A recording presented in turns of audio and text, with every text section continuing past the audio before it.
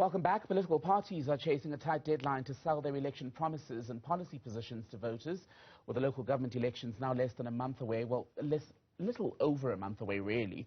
Several political parties have launched their election manifestos this weekend. Saturday was the DA, today is the EFF.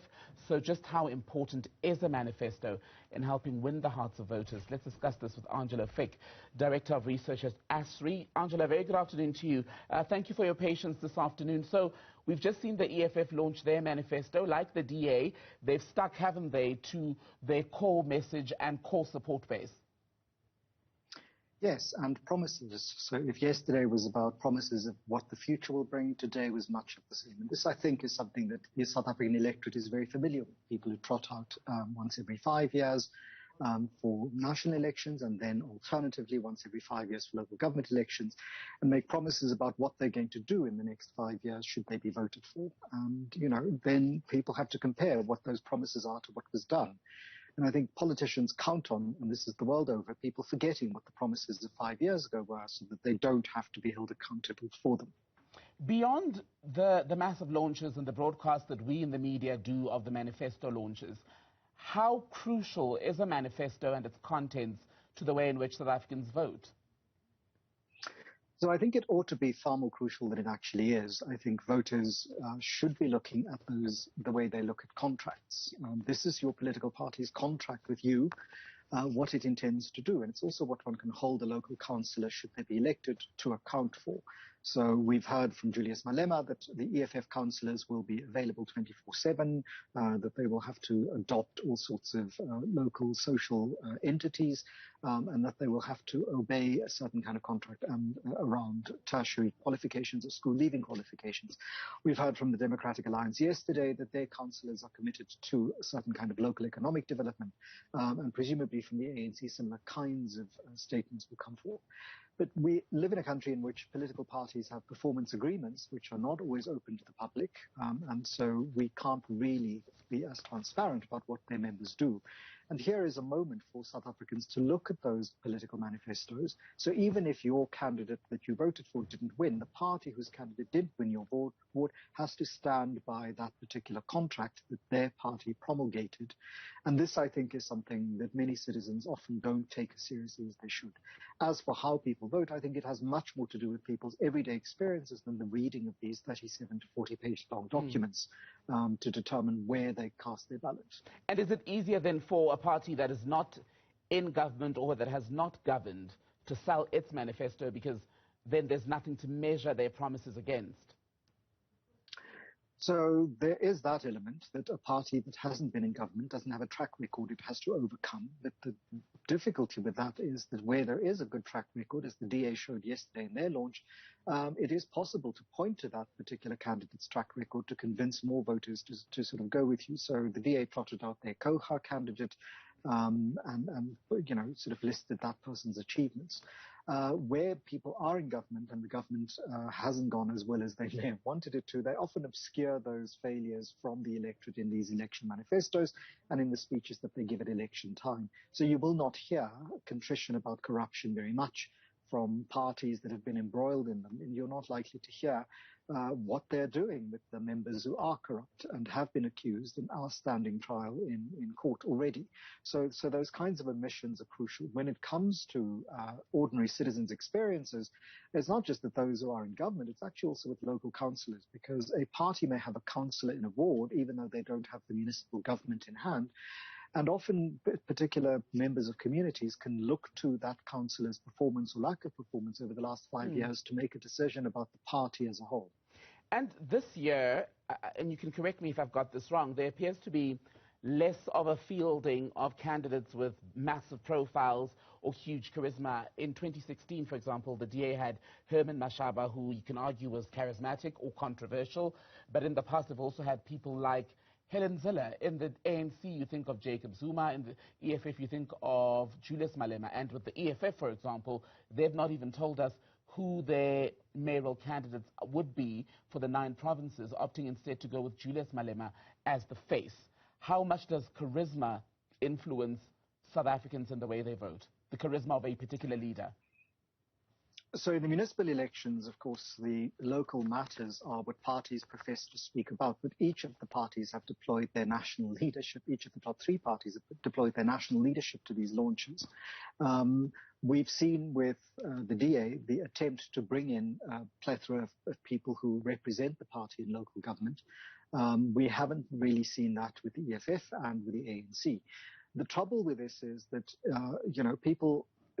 parties have to run this very tight, so we say, this awkward dance they have to make, where they have to both appeal with visible and known figures from the national profile, but also introduce people to people that they know on the ground. And so the ANC struggled with this. They told us when it came to having to choose local councillors, because their internal process was fraught with all sorts of problems.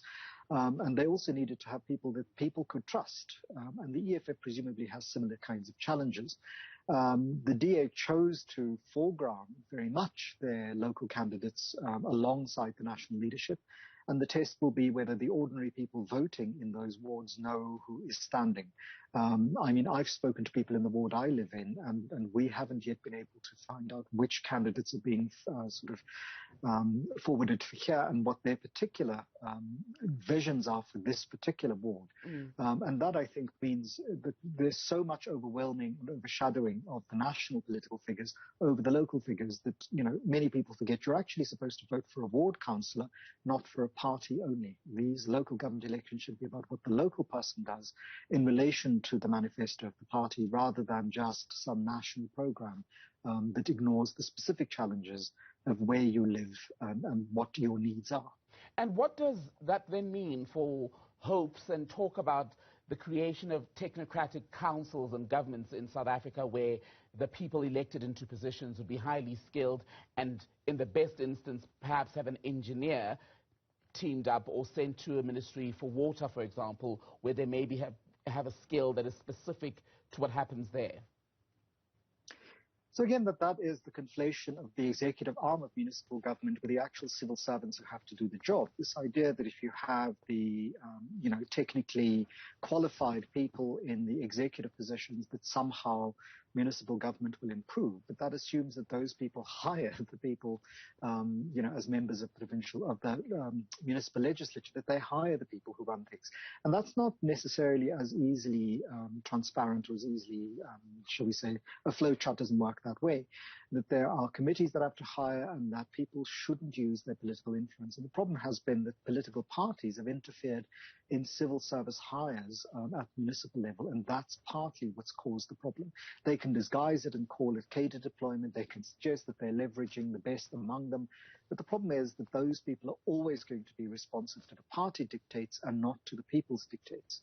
And that is partly why the national elections processes have been revised at the judgment of the Constitutional Court and at the behest of the legislatures. The idea is that local councillors voted into municipal council should be accountable more to the electorate than they are to the party. But if we listen to these political party manifestos, particularly today's EFF manifesto, it does seem as if parties continue to imagine that they should have all this control over particular councillors. For example, if you're in a ward where the councillor is underperforming, it's impossible for you as residents of the ward to remove that councillor. It is very easy for the party to do so, even if the councillor is doing his or her job, but not to the satisfaction of the party. Angelo Fick, always great to speak to you. Thank you so much, as always, for being on Newsfeed PM. You've been watching our extended coverage of another weekend of campaigning by the various political parties. Angelo is helping us to make sense of manifestos and what prevalence, what dominance they get, especially when South African voters decide on which party to vote for. Are you won over by a particular leader, their charisma, their messaging, or do you actually read the documents to hear what they are promising? As I was saying earlier, we've seen the DA launch their manifesto. This was yesterday, Saturday. Today, Sunday, the EFF have officially launched their grand plan, which they say is what they would enforce if they became a council government, so we call it, if they ran a municipality. Tomorrow, Monday, we're hoping to hear from the ANC. In fact, we're due to hear from the ANC on its manifesto launch, a party that has been dealing in the last few weeks, in fact last few days, with a massive loss in Johannesburg, where Jolly Matongo, their mayoral candidate, was killed in a car crash exactly a week ago. So what is going to happen in Johannesburg specifically, given that Herman Mashaba, the former mayor under the DA, has also thrown his hat into the ring, this time under the banner of Action SA, the DA fielding Mpopalazi, the likes of Cove, also saying that they also want to make a big play for the country's economic hub.